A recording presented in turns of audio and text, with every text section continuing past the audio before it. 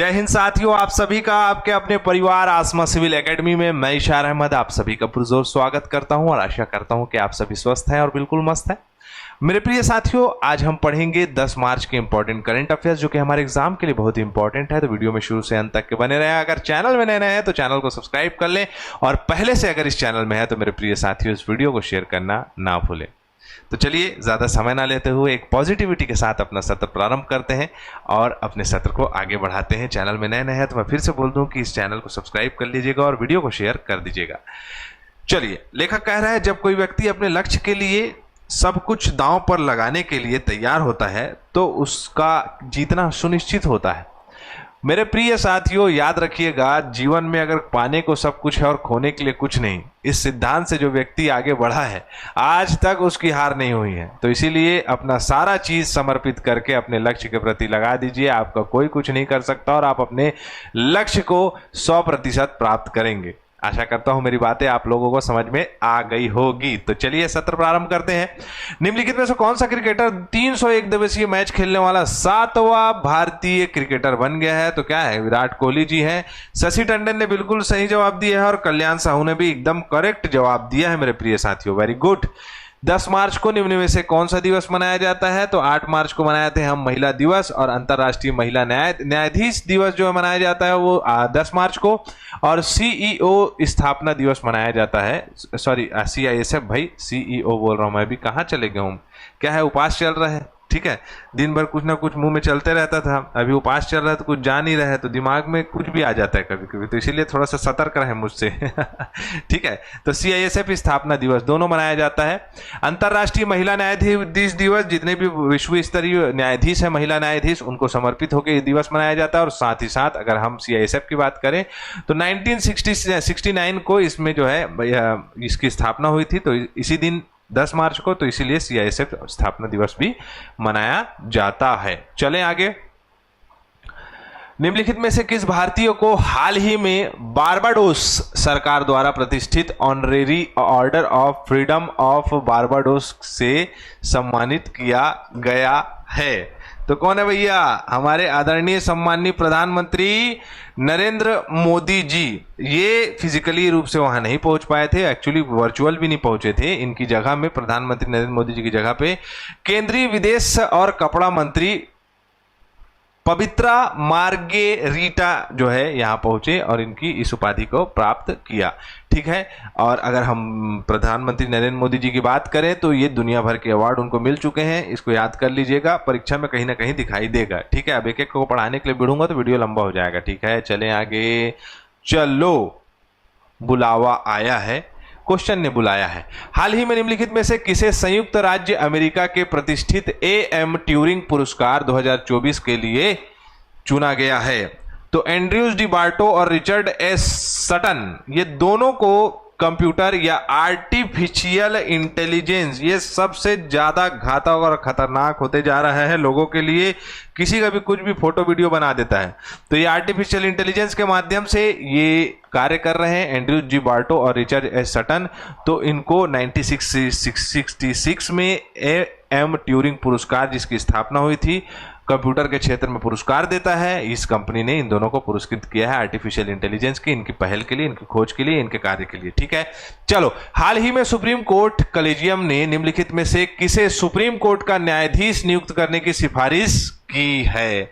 तो आप सभी को पता होना चाहिए मेरे प्रिय साथियों कि जस्टिस जयमाल्य बागची जो कि कलकत्ता हाई कोर्ट के मुख्य न्यायाधीश रह चुके हैं और अभी तक देखा गया है 2013 से कि एक शख्स रहे हैं जिनका नाम है जस्टिस अल्तमस कबीर के बाद मुख्य न्यायाधीश के रूप में कोई भी विद्यमान नहीं हुआ है सुप्रीम कोर्ट में।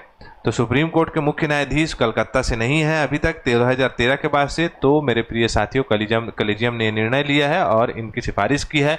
चलो, यहां पर संवैधानिक प्रावधान दिया नहीं है, लेकिन आप लोगों के लिए प्रश्न मैं पूछ लेता हूं कि भारत के संविधान में किस अनुच्छेद में भारत के उच्च न्यायाधीश के सुप्रीम कोर्ट के उच्च न्यायाधीश के बारे में चर्चा दी गई है? किस अनुच्छेद में? क्लियर।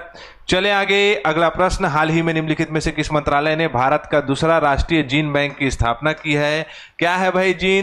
जो हमारे जनरेशन टू जनरेशन आते रहता है। मान के चलो मेरा बाल है, मेरे पिताजी का सर में बाल है, वैसे ही मेरे दादाजी का भी सर में बाल है, तो तभी हमारा सर में बाल दिखाई देगा आगे के जनरेशन में। लेकिन अगर मेरे बाल नहीं होता तो मेरा जायज़ सी बात हो सकती है, मेरे पिताजी के भी जेनेटिक प्रॉब्लम होता, वो भी चंदवा रहते, उनके पिताजी भी चंदवा रहते। तो ऐसे ये चंदवापन अधिकतर जेनेटिक वजह से होता है।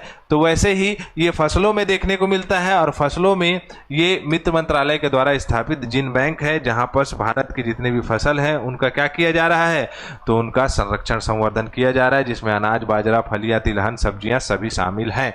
ठीक है, दूसरे नंबर का ये स्थापित हुआ है। हाल ही में केंद्रीय मंत्रिमंडल ने निम्नलिखित में से किस कार्यक्रम में संशोधन की मंजूरी दे दी है, तो मैं आप सभी को बता दूं, पशुधन स्वास्थ्य रोग नियंत्रण कार्यक्रम 3880 के आसपास जो है, इसमें जो है प्रावधान है किसका, तो वित्तीय पोषण 2 साल के लिए, जिसमें कि जितने भी जेनरिक कंपनियां रहेगी उन जेनरिक कंपनियों के द्वारा वित्त पोषण बोलता हूं, दवाइयों को जो है प्रदान किया जाएगा, और वो दवाइयां जो है उपयोग में लाई जाएगी जितने भी पालतू पशु हैं उन लोगों की चिकित्सकीय जो है आपका सेवा के लिए। ठीक है, जिसमें अकेला 75 करोड़ का प्रावधान जो है वो दवा बिक्रियों से, जेनरिक की दवाओं में बिक्रियों से के लिए है। ठीक है, चलो, हाल ही में निम्नलिखित में से किस मंत्रालय ने भारत के एआई मिशन के तहत एआई फंड लॉन्च किया है, जल्दी से बताओ इसका आंसर। इलेक्ट्रॉनिक्स और सूचना प्रौद्योगिकी मंत्रालय, यही तो भाई एआई कोष लाएगा। क्या है एआई कोष के तहत, तो एआई कोष के तहत क्या होगा, तो देख सकते हो आप, इलेक्ट्रॉनिक्स और सूचना प्रौद्योगिकी मंत्रालय ने इंडिया एआई मिशन के तहत एआई कोष का शुभारंभ किया है।